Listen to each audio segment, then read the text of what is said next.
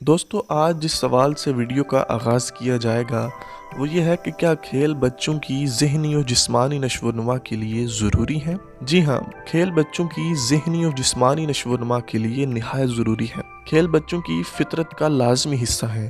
بچوں میں کھیلنے کی شدید خواہش کا ہونا اور انسانی تاریخ میں کھیلوں کا تسلسل کے ساتھ موجود رہنا کھیلوں کی اہمیت کا واضح ثبوت ہے۔ قدرت نے کھیل کی شکل میں بچوں کو ایسی خوشگوار سرگرمی سے نوازا ہے جس میں وہ خوشی خوشی مصروف رہتے ہیں۔ بلا شبہ کھیل بچوں کی صلاحیتوں کو جلا بخشتے ہیں۔ اگر بچوں کے لیے کھیلنے جیسی سیلف موٹیویٹڈ سرگرمی نہ ہو تو بچے جسمانی مہارتیں بھی سیکھ نہ پائیں۔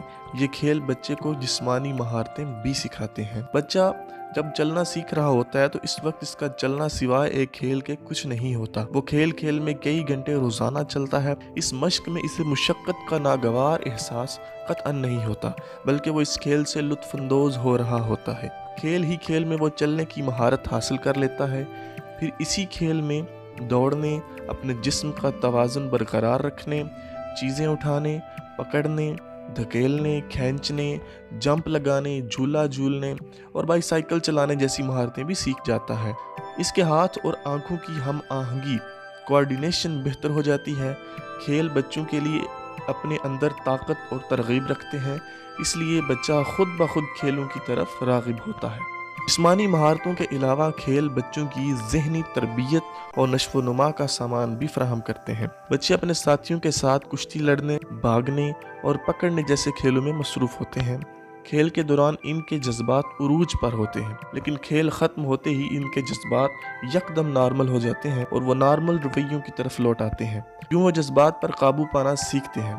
کھیلوں سے بچے خوف، پریشانی، ذہنی دباؤ اور دوسروں سے تنگ ہونا جیسے منفی جذبات سے نجات پاتے ہیں، بلکہ اس سے طبیعت میں برداشت اور کشادگی پیدا ہوتی ہے۔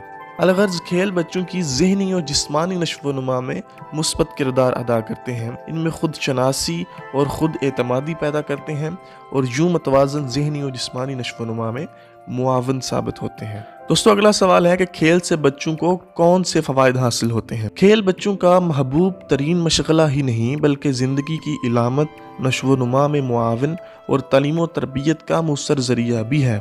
بچپن میں فطری طور پر بچے کھیل کود کے شوقین ہوتے ہیں، جس سے ان کی جسمانی اعضاء کی ورزش ہوتی رہتی ہے جو ان کی بہتر نشو و نما کا پیش خیمہ بنتی ہے۔ کھیل جہاں بچوں کی بہتر نشو و نما میں معاون ثابت ہوتے ہیں، وہاں کھیلوں سے بچوں کو حقیقی مسرت بھی نصیب ہوتی ہے۔ ان کی الجھنیں اور پریشانیاں دور ہوتی ہیں، ان کے چہرے شگفتہ رہتے ہیں، ان کے جذبات کی تسکین ہوتی ہے اور بحیثیت مجموعی ان کی شخصیت کو ہم آہنگی کے ساتھ پروان چڑھانے میں بڑی مدد ملتی ہے۔ کھیلوں سے بچوں کو 4 اقسام کے فوائد حاصل ہو سکتے ہیں، جن میں نمبر 1 ہے جسمانی فوائد۔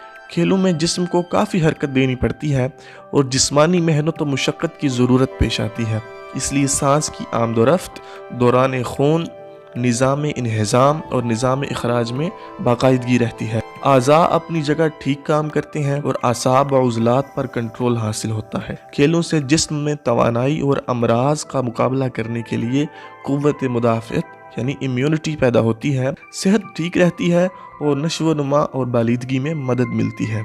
اور نمبر 2 پر ذہنی فوائد۔ کھیلوں میں بچوں کو مختلف حالات میں مختلف دوستوں سے واسطہ پڑتا ہے۔ ان سب سے نمٹنے کے لیے انہیں سوچنے سمجھنے، بر وقت فیصلہ اور اقدام کرنے کی ضرورت ہوتی ہے۔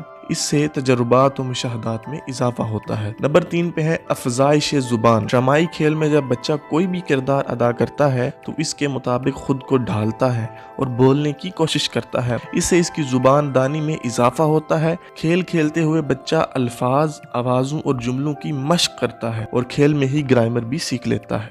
اور نمبر 4 پہ ہے جذباتی و معاشرتی فوائد۔ بچہ جب کھیلتا ہے تو اسے دوسروں کے ساتھ اشاروں کی مدد سے رابطہ رکھنا پڑتا ہے، دوسروں کی سوچ کا بھی خیال رکھنا پڑتا ہے۔ جب کھیل میں بچوں کے درمیان اختلاف پیدا ہوتا ہے تو اس سے دوسروں کا نقطہ نظر سمجھنے اور صحیح اور غلط میں تمیز کرنے کی صلاحیت پیدا ہوتی ہے۔ اجتماعی کھیلوں کے ذریعے بچے اپنے ساتھیوں کے ساتھ تعاون، ہمدردی، ضابطوں کی پابندی، مقابلہ و مسابقت میں اعتدال، اطاعت و قیادت اور اپنی باری کا انتظار کرنے کی تربیت حاصل کرتے ہیں۔